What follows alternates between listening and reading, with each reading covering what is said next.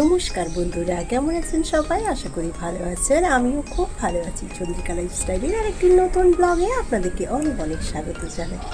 আজকে হচ্ছে গিয়ে বুধবার, আর আমরা যাবো একটু ওই জগপুর মনসা মন্দিরে। তো যখন আমি যাচ্ছি আমি ভাবলাম কি একা যাবো কেন, আপনাদেরকেও সঙ্গে নিয়ে যাই। তো চলুন তাহলে যাওয়া যাক। এখানে গিয়েছিলাম আমি অনেক দিন আগে, জানেন, কিন্তু তবে কি বলুন তো, বাড়ি গিয়েছিলাম, মানে আমাদের গ্রামের বাড়ি, যার জন্য আর ভিডিওগুলো এডিটিং করা হয়নি। তার জন্য প্রায় 15 থেকে 20 দিন হয়ে গেল, তারপরে ভিডিওটা এডিটিং করছি। যখনই গ্রামের বাড়িতে যাই ভীষণ পরিমাণে কাজ থাকে, তাই ওখানে আর এডিটিং করা হয়নি, যার ফলে এডিটিং করতে এত দেরি। যাই হোক, চলুন, আপনাদের সঙ্গে কথা বলতে বলতে পৌঁছে গেছি মন্দিরে। আর এই যে মন্দিরটা এত সুন্দর করে সাজিয়েছিল পুজোতে, মানে এই মনসা মায়ের পুজো হয়। তবে এই মনসা মায়ের সম্বন্ধে আপনাদেরকে একটু বৃত্তান্ত বলি। এখানে কিন্তু আগে একটা জঙ্গল ছিল, জানেন, আর এই জঙ্গলে প্রচুর পরিমাণে সাপ থাকতো। সাইডে যাদের জমি ছিল ওরা যে চাষ করতো, কেউ না কেউ সাপ কেটে মারা যেত। তো তখন তারা ভাবলো যে আমরা এই মানে জঙ্গলের কোনো এক সাইডে মনসা মন্দিরের পুজো করি। তো ওরা ওইভাবে পুজো করতো। আর কি করতো, যখনই ধান কাটা হতো, ধানের মানে কিছুটা হাতের এক মুঠো মতো ধান ওই ঠাকুরের নামে নিবেদন করত। তবে ওইভাবে পুজো চলতো। একদিন জগপুরের জমিদারকে স্বপ্নাদেশ হলো যে আমি ওই জঙ্গলে আছি, মানে মনসা মা স্বপ্ন দেখালেন, আর আমার পুজো ভালো করে করতে হবে। তো যখন একদিন যখন স্বপ্নাদেশ হলো, ওই জমিদার যখন এসে দেখে ওই জঙ্গলে যে একটা বড় উইডিপির মতো উইডিপি হয়ে গেছে, আর তাতে প্রচুর সাপ ঘোরাফেরা করছে। তো তারপরে ওইখানে একটা ওই সিমেন্টের উইডিপি বানিয়ে আর ওইখানেই সবাই পুজো করতো। তবে এই মন্দিরের একটা ভালো দিক কী বলুন তো, মানে নিজে আপনি গিয়ে পুজো করতে পারেন, এটাই খুব ভালো। কোনো ব্রাহ্মণ নেই, কিছু নেই, আপনি আপনার মতো যাবেন, মন খুশি যেমন ইচ্ছা আপনি পুজো করবেন, আসবেন। তো এখন এই মানে জাস্ট রিসেন্ট এইবারে যে পুজো হলো, ওই উইডিপিটাকে বানিয়ে দিয়েছে একদমই পেতলের। তো মানে দারুণ হয়েছে। আর সারাদিনে এত দুধ, এত ফুল ওইখানে মানুষ ঢালছে যে কি বলবো, ওই জায়গাটা মানে সারা দিন অনেক মানুষ থাকে পরিষ্কার করার জন্য। আর ওই মন্দিরের সম্বন্ধে এইসব বৃত্তান্ত আমি আপনাদেরকে বলে দিলাম। আর প্রচুর মানে লোকজন এসছে, আজকে মন্দিরে ঢুকতেও দিচ্ছে না, বাইরে থেকে পুজো দাও, ওরা ছুঁয়ে দিচ্ছে ঠাকুরের কাছে আর দিয়ে দিচ্ছে, দিয়ে ভেতরে ঢুকে 5 দিন এখন পুজো দেওয়া যাবে না। তার জন্য টিকিটও করতে হচ্ছে পুজো দেওয়ার জন্য 10 টাকা করে। তবে অন্য সময়ে এলে কোনো টিকিট ফিকিট লাগে না। যাই হোক, আমাদের মোটামুটি পুজো দেওয়া কমপ্লিট হয়ে গেছে। আমাদের টিকিট করতে হয়নি, কারণ আমরা যা ফল নিয়ে আসি ফিরিয়ে নিয়ে যাই না, ঠাকুরের নামে নিবেদন করে চলে যাই। তো ওরা যখন আমরা বলি যে এগুলো সব আপনাদের, তো ওরা তখন কিছু ফুল মানে মাথায় ছোঁয়ানোর জন্য কিছু ফুল দেন, আর হয় কলা না হলে আপেল, এমনি দুটো একটা দিয়ে দেন ফলের মানে প্রসাদ হিসেবে। যেহেতু আমরা এত ফল দিই, ওগুলো কোনো ফেরত নিই না। যাই হোক, চলুন, মোটামুটি আমাদের এখানে পুজো দেওয়া কমপ্লিট। আর মন্দিরটা কি দুর্দান্তভাবে সাজিয়েছে দেখুন, ফল দিয়ে এত সুন্দর লাগছে যে কি বলবো। আর মন্দিরের চূড়াটাও খুব ফুল টুল দিয়ে খুব সুন্দর করে সাজিয়েছে, চোখ ফেরানো যাচ্ছে না। যাই হোক, এবার চলুন বাড়ির উদ্দেশ্যে রওনা দিই। আর এখানে একটা এই যে ছোট্ট একদম রিসর্টের মতো, সরি রিসর্ট বলবো না, জাস্ট মানে কি বলবো, হোটেলের মতো করেছে, গ্রাম্য স্টাইলের, খুব সুন্দর লাগছে। আর আপনাদের সঙ্গে কথা বলতে বলতে উঠে গেছি আমরা বাইপাসে। আর তারপর খড়গপুর, একদম খুবই কাছেই তো খড়গপুর থেকে। তো মানে জগপুর মানে জগপুরের পরেই তো খড়গপুর। তো পৌঁছে গেছি আমাদের ফ্ল্যাটের নিচটায়।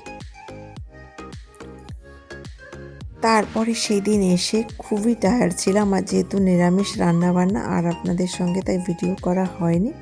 পরের দিন একদম আপনাদের সঙ্গে আবার দেখা হচ্ছে। আজকে বানাবো একটু চিকেন বিরিয়ানি। তো তার জন্য একটু পেঁয়াজ কুচি, আদা আর রসুন বেটে নিয়েছি, আর মাংসটা বসিয়ে দেবো তার জন্য।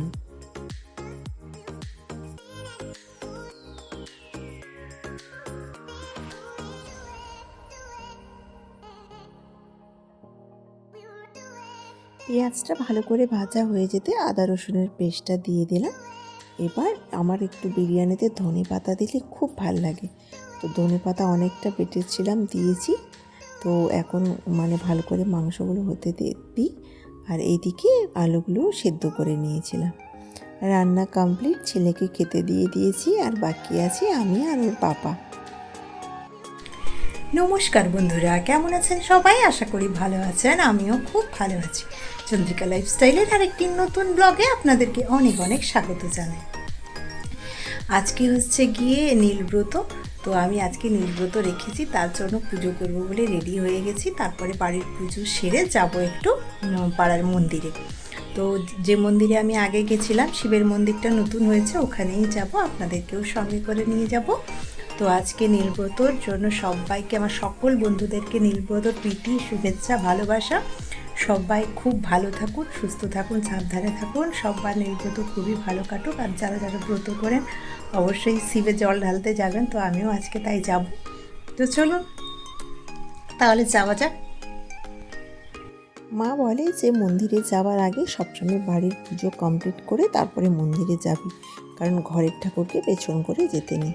তাই আগে নিজের বাড়ির যে শিবটা ছিল ওটাতে জল ঢেলে সব ঠাকুরকে পুজো করে দিয়ে তারপরে আমি বেরাবো। আর এদিকে আমার গপু সোনা বসে আছে। বাড়ির পুজোটা সেরে নিয়েছি, এবার একটু ওয়েট করছি, হাজব্যান্ড চান করছে, তারপর দুজন মিলে যাব পাড়ার মন্দিরে। তো চলুন তাহলে যাওয়া যাক, আপনাদেরকেও সঙ্গে নিয়ে যাব।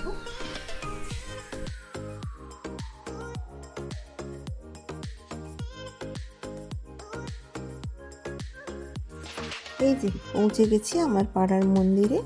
আর এইখানে তো আগে ওই শিব চতুর্দশীতে আমি এসেছিলাম, আপনাদেরকেও সঙ্গে করে নিয়ে এসেছিলাম। সেই দিনই মন্দিরটা মানে উদ্বোধন হয়েছিল। তো এখন খুব ভালো লোকজন আসে জানেন, যেহেতু মানে পাড়ারই মন্দির, পাড়ার যতজন প্রায় সোমবার হলে জল ঢালতে আসে, বা এমনি শিবের পুজো যাই হোক ওরা। জাস্ট মন্দির থেকে ফিরেছি, এসে একটু বসে পড়েছি, মানে এত সুন্দর হাওয়া দিচ্ছে নিচটায়, আর কি গরম। হেঁটে হেঁটে গেছি, পাশেই, হেঁটে যেতে কোনো অসুবিধা নেই, তাও আসতে, তার জন্য একটু বসে পড়েছি। আর আসার টাইমে রাস্তায় একজন ফুল বিক্রি করছিল, তাই ভাবলাম যে না, বাপির জন্য একটা বড় মালা নিয়েছে, তো ওটাই নিয়ে এসেছিলাম, এখন বাপিকে দিয়ে দিচ্ছি।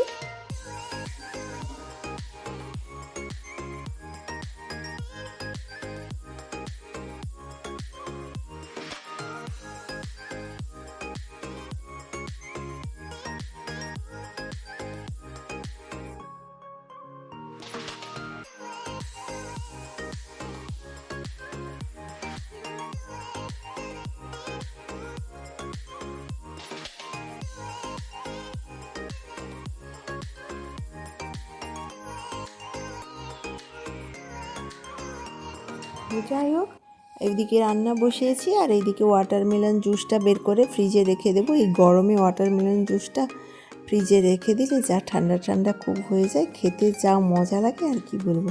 তাই ভাবলাম ওইদিকে রান্না হচ্ছে হোক, আমি এইদিকে জুসটা বের করে ফেলি। তো চলুন।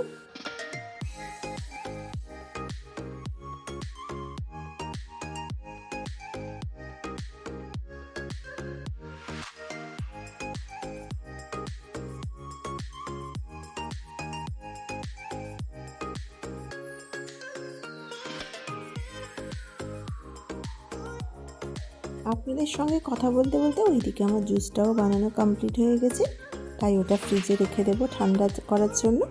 আর এইদিকে রান্নাও কমপ্লিট হয়ে গেছিলো। ছেলে চলে এসছে, ছেলেকে দিয়ে দিয়েছি খেতে। আর ও এখন আমার সঙ্গে করছে স্কুলের যত গল্প, ওর শুনতে হবে খেতে খেতে। আর মাঝখানে মাঝখানে আমি তো দুটো করে ওকে এমন এমন কথা বলছি যে ও হাসছে। যাই হোক চলুন। তো চলুন আজকের ভিডিওটা তাহলে আমি এখানেই শেষ করছি। আপনারা সকলে ভালো থাকবেন, সুস্থ থাকবেন, সাবধানে থাকবেন। ব্লগটা কেমন লাগলো অবশ্যই আমাকে একটা কমেন্ট করে জানাবেন। ভালো লাগলে প্লিজ একটা লাইক করে দেবেন। আর যারা যারা আমার ভিডিওটা নতুন দেখছেন তাদের কাছে আমার বিশেষ অনুরোধ আমার চ্যানেলটাকে সাবস্ক্রাইব করে রাখার। পাশে থাকা বেল আইকনটা অবশ্যই প্রেস করে রাখবেন। যদি আমি কোনো ভিডিও আপলোড করি তাহলে নোটিফিকেশন সবার আগে আপনার কাছে পৌঁছে যাবে। যাই হোক, সবাইকে আরেকটি বার সকলে ভালো থাকবেন, সুস্থ থাকবেন, সাবধানে থাকবেন। আবার আপনাদের সঙ্গে খুব শিগগির দেখা হবে পরের একটা নতুন ব্লগে। তো চলুন, আজকের মতো টাটা।